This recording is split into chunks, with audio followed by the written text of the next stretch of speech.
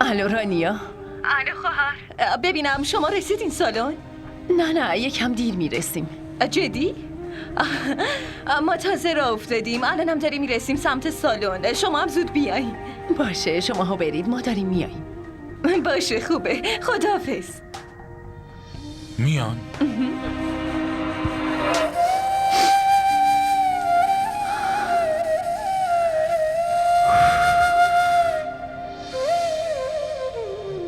ببین من این حرفا حالیم نیست. زودی برو آماده شو، دارم میام دنبالت. راستی به گلناز و دردانم بگو زودی آماده شن. دیگه نمیخوام هیچ بهونه‌ای بیاری. خب اگه میخواستی ما عروسی نیاییم پس چرا این کارتو برامون آوردی؟ آره فهیمه. خب پس من چه بهونه‌ای برای عروسی نیومدم بیارم؟ خب باید کارتو می آوردم. اگه پیت کارت نمیدادم اون وقت مردم میگفتن که عروسی دعوتت نکردم. سعی کن خودت بفهمی فهیمه. اشتباه از خودته. تو نباید به دردانه چیزی میگفتی. تو که یادته ما با هم یه قرار گذاشته بودیم که تو نباید به کسی چیزی بگی، ولی بازم رفتی و به دردانه همه چی رو گفتی. اونم به آبجی آجر زنگ زده و گفته که همه چی رو میدونه. حالا بازم خوبه که به امجد چیزی نگفته. اون وقت معلوم نبود چه اتفاقی میافتاد. اگه یه وقت روز عروسی دردانه جلوی مهمونا یه معرکه چیزی بپا کنه، اون وقت چی؟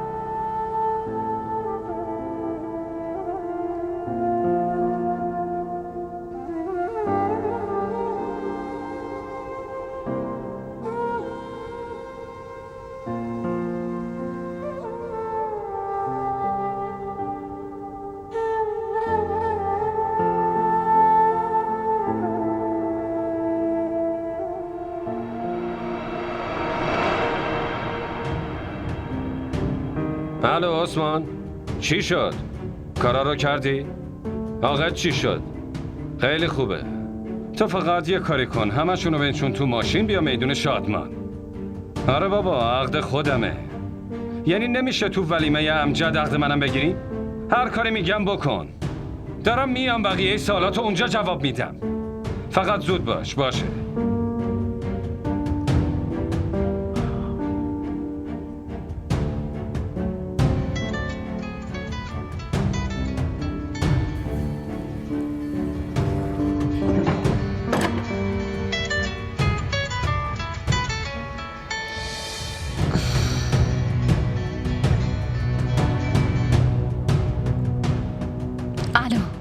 الو سلام فهیمه، تو که آماده ای؟ نجیب خب گلناز و دردانه دوتاشون حالشون خیلی بده، الانم خوابیدن. منم نمیتونم اینطوری ولشون کنم جایی برم. نه بابا جایی نمیری، من دارم عقدو میارم. همین امشب عقد میکنی. گوش میدی من چی میگم؟ نه نجیب، نه تو نمیتونی بیای اینجا. متوجه هستی؟ نمیتونی بیای. چرا اینطوری میکنی؟ من تمام کارا رو انجام دادم، تا یکم دیگه میرسم پیشه. فقط زودی حاضر شو. خیلی خوب، رسیدم اونجا به تموم حرفات گوش میدم. تو فقط الان حاضر شو لطفا. نجیب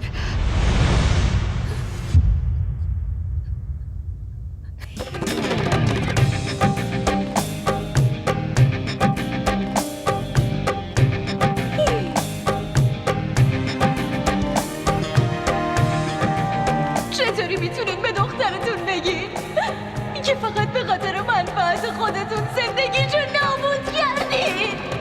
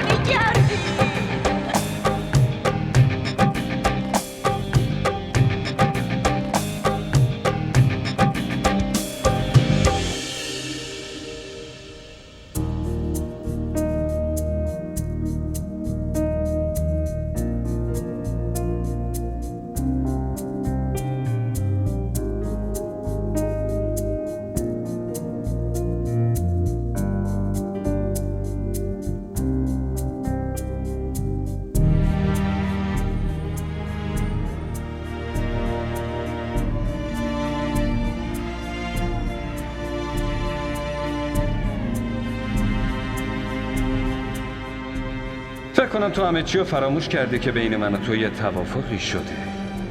قرار شد روزی که ولیمه امجده من با فهیمه عقد کنم. تو رو خدا همین یه امروز دست نگه دار. بعدش خودم همراهیت میکنم نجیب احمد. خودم دست اونو میذارم توی دسته. فقط همین یه امروز رو دست نگه دار.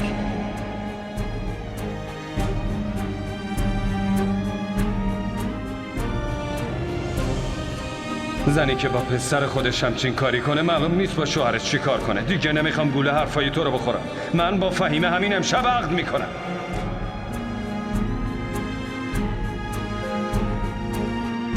خواهر چی شده؟ انگار حالت خوش نیست. نه رانیا، خیلی هم خوبم. تو نگران نباش. با من بیا بریم.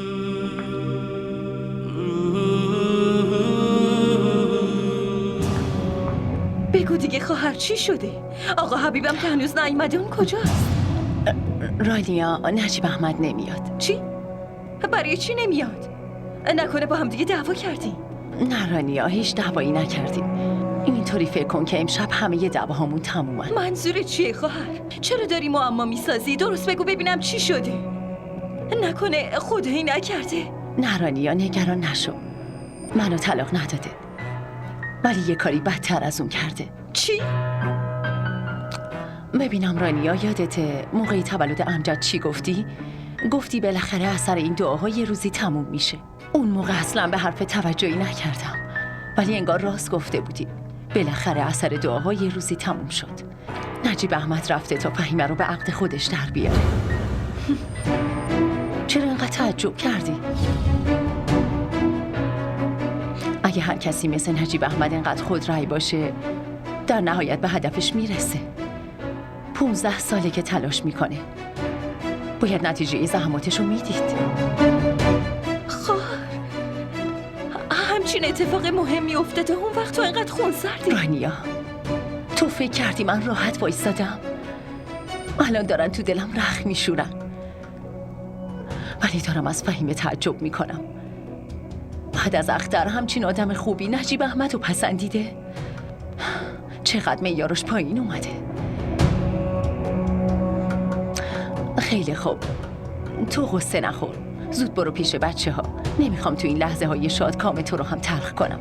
من حالم خوبه عزیزم. خواهر اصلا نگران نباش، ما با هم دیگه حتما یه راهی برای این مشکل پیدا میکنیم. این مشکل دیگه حل شده رانیا. من نمیدونستم که وقتی ترس ازدواج دوم از دل زن بیرون بره، زندگیش چقدر با آرامش میشه. تو برای من ناراحت نباش، حالم خوبه. برو تو پیش بچه ها، من برم پیش آشپزم. برو.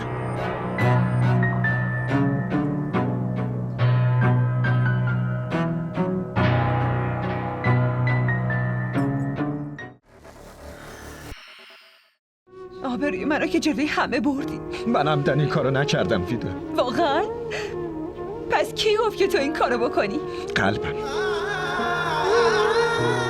از اینکه تو رو از دست بدم ترسیدم. عشق من نمیذاره که تو مال کسی بشی. من اینجور عشقی نمیخوام که پدر و مادرمو به خاطر من بی‌آبرو کنه. هیچ وقت فکر نکن هاجر پروین 1% از تو ضعیف‌تره. من خودم با چشمای خودم دیدم که با نجیب احمد میری توی هتل و غذاهای جور با جور میخوری. خودم دیدم که توی ماشین شوهرم میشینی و میچرخی و هیچی نگفتم. الانم اگه بخوای دوباره به این کارات ادامه بدی، یه کاری میکنم که دیگه هیچ وقت جرأت نکنی حتی خودتو توی آینه ببینی.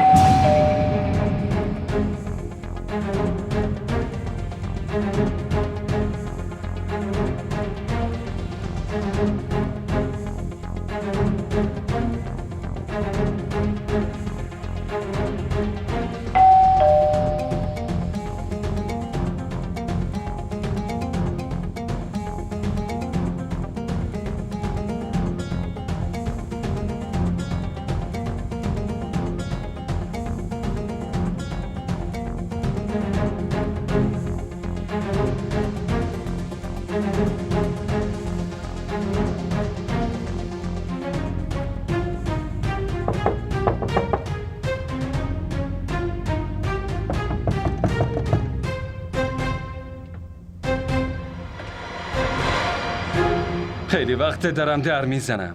کجا بودی؟ من تو اتاق بودم. خیلی خوب باشه. چند نفر همراه من میبرمشون تو پذیرایی. تو برو داخل. مگه چه کسایی باهاتن؟ گفته بودم که برای عقد آوردن به شاهد نیاز دارم. تو برو داخل دیگه. ولی نجیب. بعداً به حرفات گوش میدم.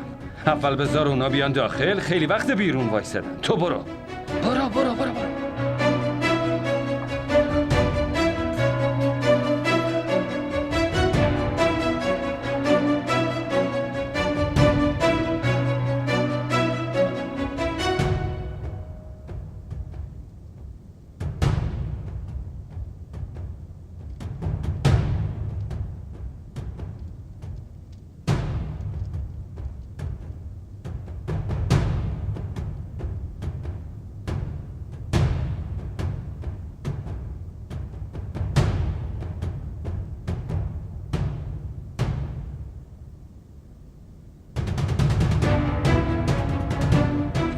بفرمایید اینجا بشینید. من الان برمیگردم. پسرم عقد کیه؟ اگه تمام جزئیاتو بگید تا اومدنتون همه چی آماده میکنم. چقدر عقد خود منه. ببینم عقد شماست؟ شما مشکلی دارین؟ نه مشکلی ندارم، ولی انگار اینجا مراسم عقدی نیست. به زور که نمیخواین عقدش کنید، درسته؟ من اینطوری عقد نمیخونم. نه حاج آقا اینطوری نیست. شما تشریف داشته باشین، یکم دیگه مراسم رو شروع میکنیم. بفرمایید دیگه بشینید لطفا.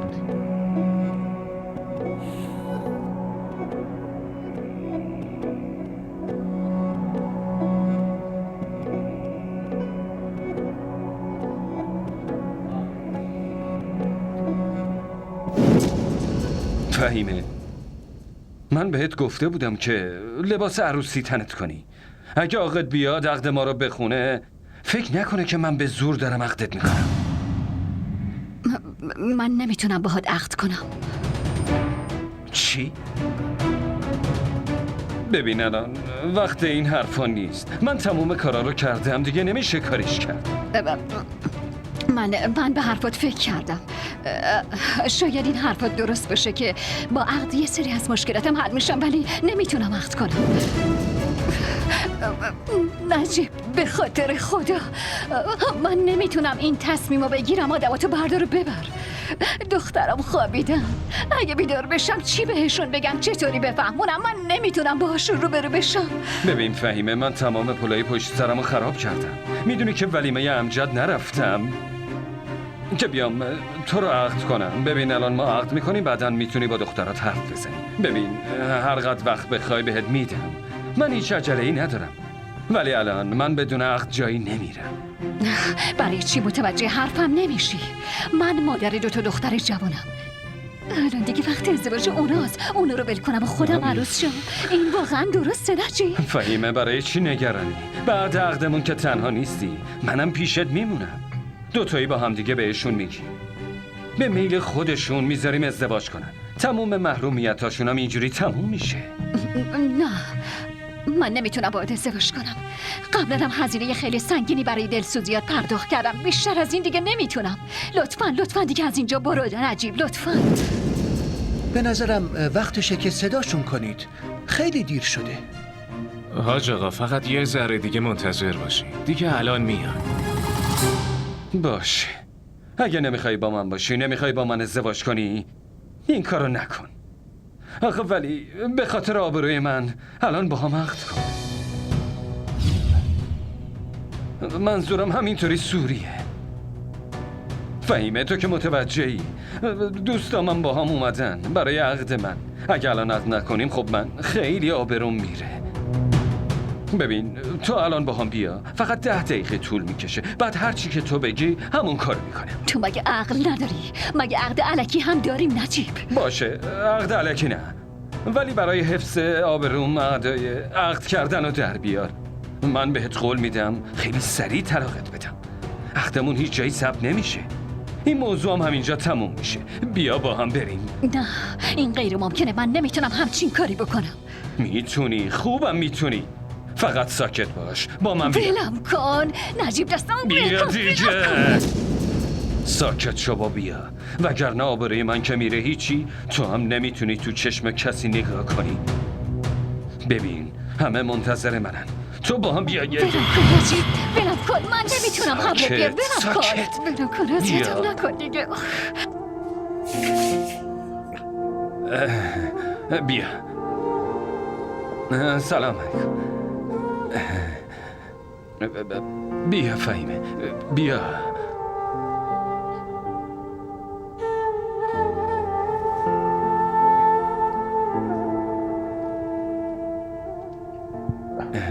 بفرمایید حاج آقا. خانوم پدر یا بزرگتری ندارن؟ بله ببینید تمام اینا هستن، شاهد هستن. شما عقدو شروع کنید. دخترم از طرف شما اجازه دارم عقدو بخونم؟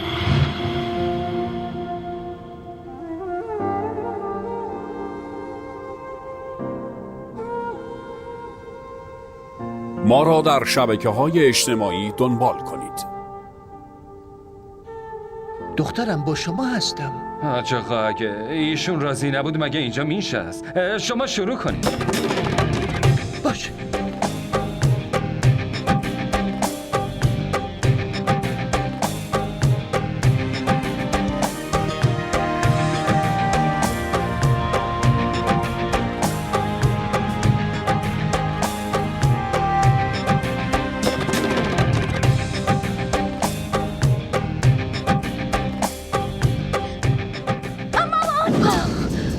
چی شده دردانه؟ من میرم پیش مامان. خیلی ترسیدم. خواب خیلی بدی دیدم. نه اینقدر نگران نباش. ببین فقط خواب بوده. باشه، هیچ خوابی نمیتونه از زندگی که ما داریم بدتر باشه دردانه. بخواب. اینطوری مامانو هم نگران میکنی. آب میخوری؟ نه. بخواب.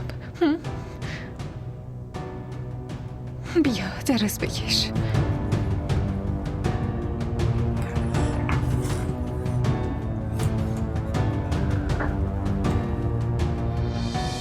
اگه ترسیدی به من بگو.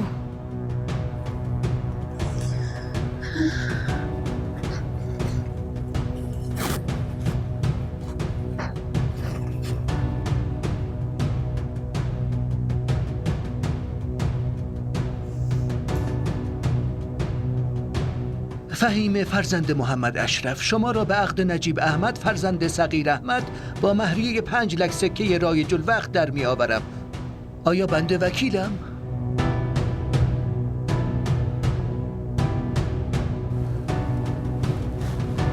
جواب بده فهیمه. بگو بله دیگه. فهیمه فرزند محمد اشرف آیا برای این عقد وکیلم؟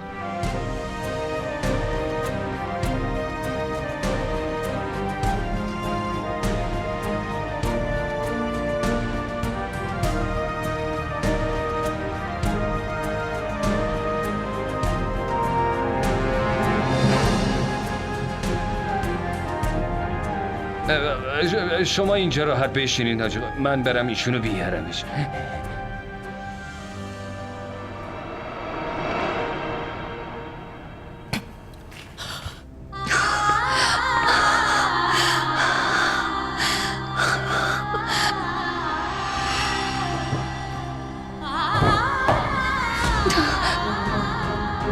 این چه کاری بود آخه؟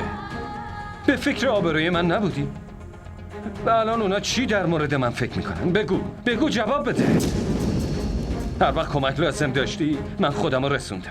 به خاطر تو پسر و زنم رو ناراحت کردم، بهشون بی‌محلی کردم. بعدش تو اگه نمیخواستی با هم عقد کنی پس چرا این همه مدت به هم الکی امید دادی؟ برای چی همون اول به هم نگفتی؟ من گفتم نه، بیشتر از 100 بار گفتم نه، ولی شما حرف منو نفهمیدی. نه فهیمه، تو همش داری با احساسات من بازی میکنی. همیشه ساکت بودی و با اشاره به هم میفهموندی که موافق این ازدواجی. تو باعث شدی که دچار سوء تفاهم بشم. خیلی خوبم میدونستی که من از قبل ازدواجت ازت خوشم میومد، ولی بازم با این وجود ازت نگذشتم. الان که دیگه آب از سرم گذشته و تمام درا رو به روی خودم بستم، داری میگی که نمیتونی با هم ازدواج کنی؟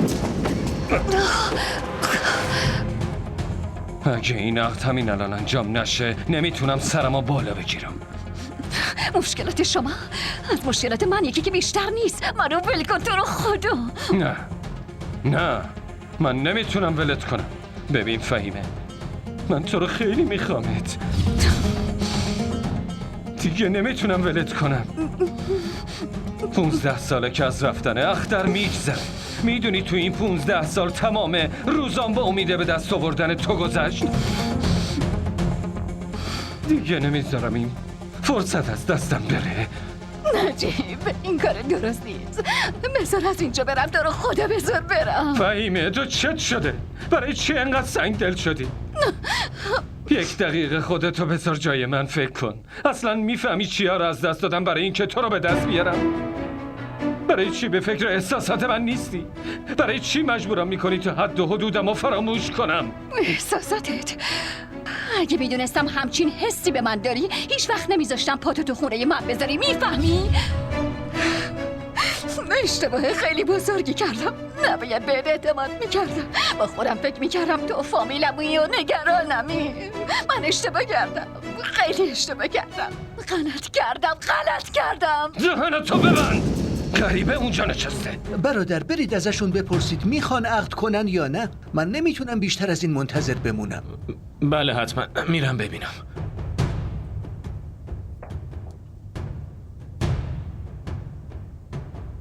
من از اینجا نمیرم. تصمیم با خودت با هم ازدواج میکنی. بذار من برم، خواهش میکنم. حرف نزن، ساکت. همینجا بمون.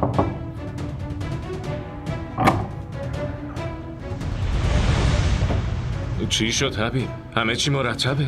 آره همه چی خوبه. تو یه کاری کن، تو همشونو بردار از اینجا برو. یعنی چی؟ مگه نمیخوای عقد کنی؟ بعداً صحبت میکنیم دیگه. الان اینا رو بردار و ببر. باشه.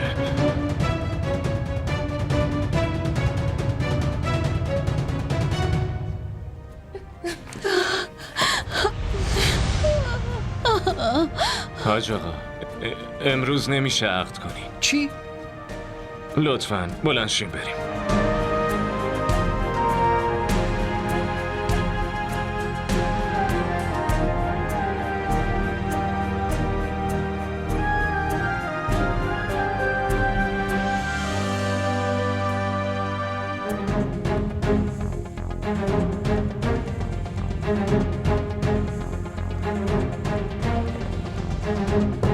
فهیمه؟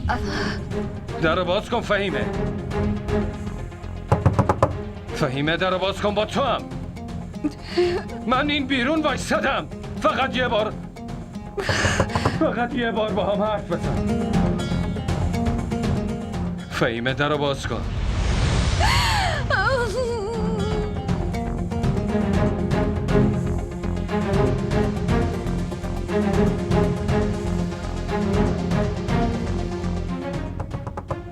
فهیمه درو باز کن. با تو هم درو باز کن. فهیمه درو باز کن. من این بیرون وایسادم.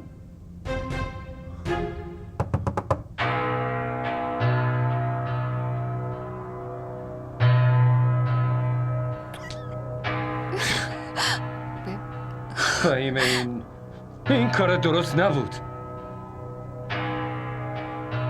حالا میبینیم هم.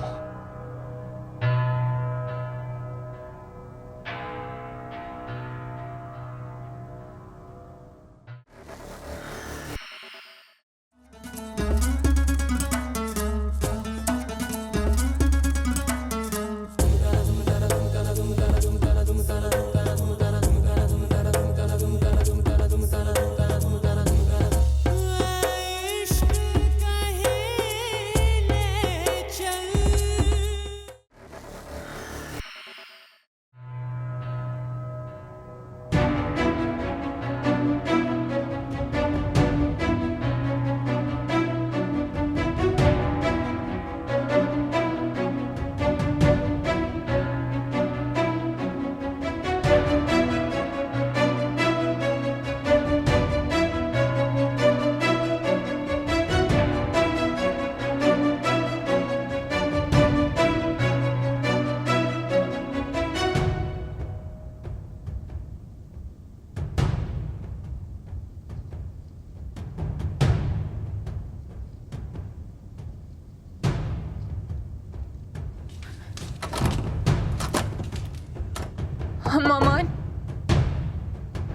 باز کنین مامان. مامان در رو باز کنین. مامان.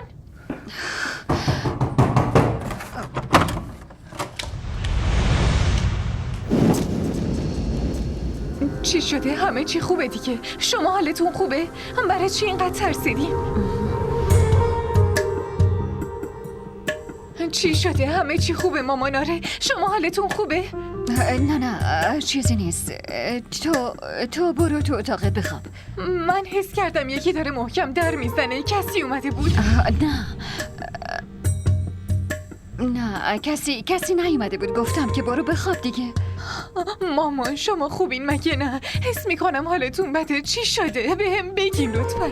هیچی نشده. بهتره بری بخوابی.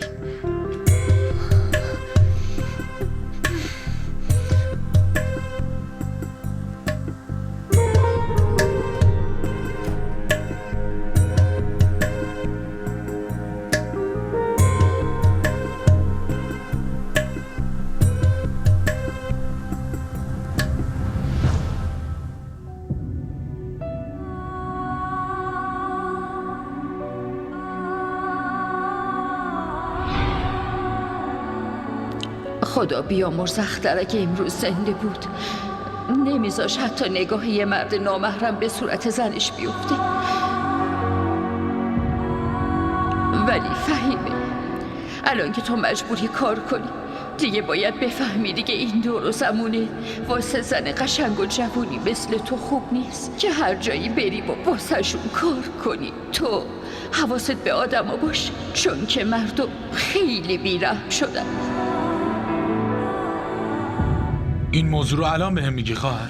بلند شو بریم. میخوام ببینم چطوری باهاش عقد میکنی. نه زها نمیخواد. لازم نکرده جایی بریم. چرا نباید بریم خواهر؟ من قبلا هم بهت گفته بودم بذاری موضوع رو حل کنم ولی جلو ما گرفتی. پس چطور الان مطمئن نیستی که وقتش رسیده؟ خواهر آخه تو چیت شدی؟ چرا شکست رو قبول کردی و نشستی؟ این که چیز ساده ای نیست. ولش کن رانیا. چیزای غیر معمولی هم بعد یه مدت معمولی به نظر میان. این که دیگه معمولی بوده. نجیب احمد لیاقت اینو نداره که من برم پیش فهیمه منتشو بکشم. آخه تو یه ذره فکر کن. اگه به خاطر حرف من فهیمه بخواد عقدشو با نجیب احمد به هم بزنه و اون موقع میدونی تا آخر عمر چه منتی سر من میذاره؟ نمیتونم به خاطر نجیب احمد منت فهیمه رو تحمل کنم. من که حرفای تو رو نمیفهمم خواهر. چرا یادت رفته که نجیب احمد شوهرته؟ شوهر هست که هست. حالا به خاطر همچین شوهری باید به پای بزرگترین دشمنم بیفتم؟ نمیتونم این کارو بکنم. نه زها نمیتونم. لطفا منو جلوی فهیمه کوچیک نکن. البته این وسط یه چیزی خوب میشه. اگه با نجیب احمد ازدواج کنه از زن سابق اختر تبدیل میشه به زن نجیب احمد. حداقل اینطوری اسم اختر از کنار اسمش برداشته میشه. این که اسم اختر کنار اسمش باشه برام سنگین تره. خواهر تو به خاطر احساساتی شدن داری اشتباه خیلی بزرگی میکنی. من که میگم الان وقتشه فکر کن. وقتش خیلی وقت گذشته. خیلی خوب شما دوتا نگران نباشین. پاشین برین خونه خیلی دیره. نه خواهر ما نمیتونیم تنهات بذاریم بریم. رانیا چی شده؟ چرا میخواین جنجال بپا کنین؟ حالا فعلا به بچه‌ها چیزی نگین. نمیخوام اونا متوجه بشن. پاشین برین. من خیلی خوابم میاد.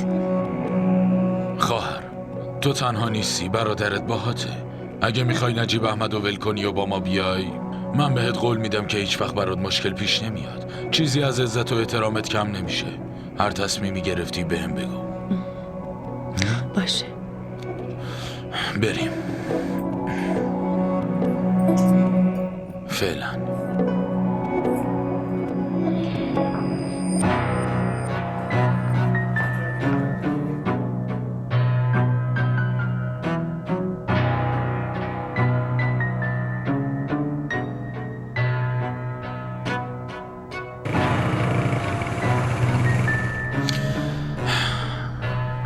خیلی اشتباه کردم. وقتی اون دوتا رو دیدم باید جلوشونو میگرفتم. الکی خودخوری نکن که انگار همه اشتباهات از توی. مگه با حرف تو اونا کنار میکشیدن؟ اصلا معلوم نیست از کی با هم سر و سری داشتن. من که فکر میکنم تمام خرج و مخارج خونه فهیمه رو آقا حبیب به عهده گرفته، وگرنه اون خرج زندگی و خورد و خوراکشون از کجا میاره؟ بعدش هم الان دیگه از خیلی وقت پیش حتی کارم نمیکنه. حالا هرچی که از رانیا، این دوتا باید از هم طلاق بگیرن. بیشتر از این دیگه نمیتونم بهشون رو بدم. حالا میبینی. هرچی از کارای آقا حبیب دور باشی خیلی بهتره. چرا؟ من به فکر خواهرمم. انقدر هم خودخواه نیستم. شاید یادت رفته الان دیگه دخترمون تو خونه اوناست. من هیچ خوشم نمیاد به خاطر حرفای ما بخواد مشکلی برای اون پیش بیاد. بعدش هم وقتی که خود آبجی اعتراضی نداره چه لزومی داره ما تو دعوای یکی دیگه سینه سپر کنیم؟ تو فکر میکنی که اون هیچ مشکلی نداره؟ مگه خودت ندیدی؟ چقدر راحت اونجا نشسته بود. اگه آبجی میخواست خب خودش میتونست آشوبی بپا کنه، ولی کاملا ساکت نشسته بود. سکوت خواهر نشونه یه طوفان بزرگه. فهمیدی؟ تا جایی که من میدونم امکان داره که خواهر به نجیب احمد اصلا چیزی نگه، ولی قطعا دست از سر اون فهیمه بر نمیداره. شکر حداقل تو هم باطن فهیمه رو شناختی، وگرنه تو هم خیلی دلسوزش بودی. حالا جلوتو نگاه کن دیگه.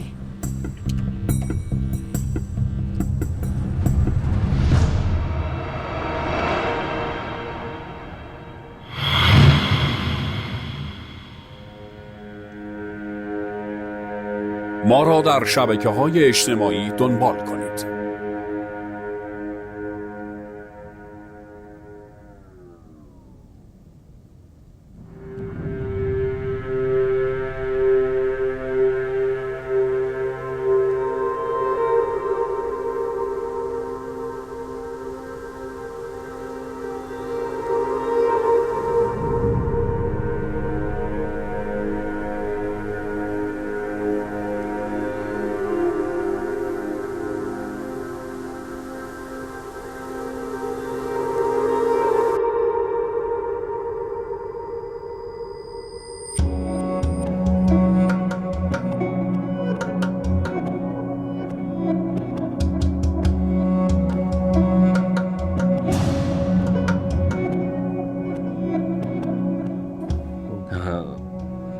امشب عقدش نکردم. یکی از دوستام قمر تو دبی زندگی میکنه. اون زنگ زده بود. حال پسرش خیلی بد بود، برای همین گفتن خونمون هیچ مردی نیست. منم بردمش بیمارستان. الان یه راز از بیمارستان اومدم، فکر کردم که بعدنم میشه عقد کرد. الان نجات جون یه بچه خیلی واجبه. خب حالا احوال چطوره؟ خیلی تبش بالا بود، به موقع رسوندیمش بیمارستان. الان بهتره. اونو نمیگم، دارم حال خودتو میپرسم نجیب احمد.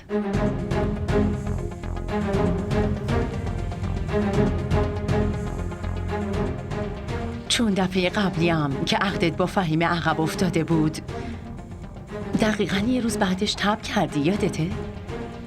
یادته نجیب احمد؟ که من چقدر ازت مراقبت کردم، چقدر ناز می آوردی؟ این دفعه همچین توقعی ازم نداشته باش. تو بازیگر خیلی خوبی هستی نجیب احمد، ولی بلد نیستی داستان ببافی. آدمی که برای عقد خودش از ولیمه پسرش میگذره چطور امکان داره برای مریضی یه نفر دیگه عقدشو کنسل کنه؟ من میدونم اون امروزم درو توی صورتت کوبیده. تو هنوزم نفهمیدی نجیب احمد، زنای امثال فهیمه با عقد یه نفر بند و بساط مظلومیتشون رو جمع نمی کنن. اون تو رو فقط برای غذا خوردن تو هتل‌ها نگه داشته بود. تو بیشتر از این هیچ ارزشی براش نداری. این سوء تفاهم زود برطرف میکنم، باهاش عقد میکنم و نشونت میدم. حالا ببین، هر وقت عقد کردی بیا بهم بگو نجیب احمد. برو بگیر بخواب.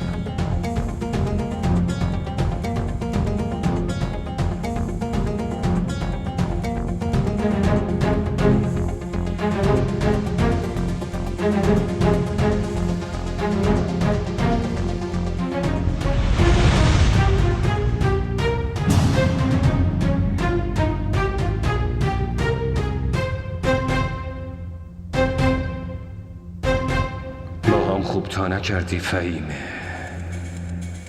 اونطوری که منو امروز ذلیلم کردی از خونت بیرون انداختی، هیچ وقت نمیبخشمت. هر جور شده باید با من ازدواج کنی. قبلا فقط خواستم این بود که به دستت بیارم، ولی دیگه الان باهات لج کردم. باید جلوم به زانو در بیای. چرا ساکت شدی؟ بگو دیگه، تو راضی هستی؟ ولی به نظرم تو نباید یه همچین سوالی ازم میکردی. چرا؟ چرا نباید یه همچین سوالی میکردم؟ چون که تو فقط بدیهی منو میبینی. من جز تو هیچ وقت به کس دیگه ای فکرم نکردم. تازه تو قسم خورده بودی که دیگه هیچ وقت خونه ای ما نمیای. برای همین منم تو دلم شک داشتم. اون قسممو که چند بار شکوندم، حتی من کفاره‌شو هم دادم. اینم گفته بودم یه سری قسم ها هستن که شکستنشون هیچ کفاره ای نداره.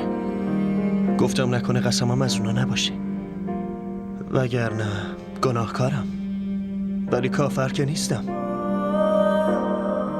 حالا شکت برطرف شد. دل عاشقا خیلی پاک و معصوم امران. یه ذره حرف قشنگ که بشنون دلشون نرم میشه. الانم که از زبون خودت شنیدم همه یه شکم برطرف شد. باشه، خدا رو شکر که حداقل یه حرفمو باور کردی. نگران نباش، خیلی زود میام خونتون رو برای ازدواج حرف میزنیم. معلوم نتا तुम यूं मिलोगे कितने सहेंगे सितम आंसू बहेंगे सांसें थमेंगे कैसे छुपेंगे हम. DDTV ارائه کننده بزرگترین سریال های درامای ترکی، کره‌ای، پاکستانی دوبله شده به فارسی می باشد. لطفاً سابسکرایب کنید و عضوی از خانواده ما شوید.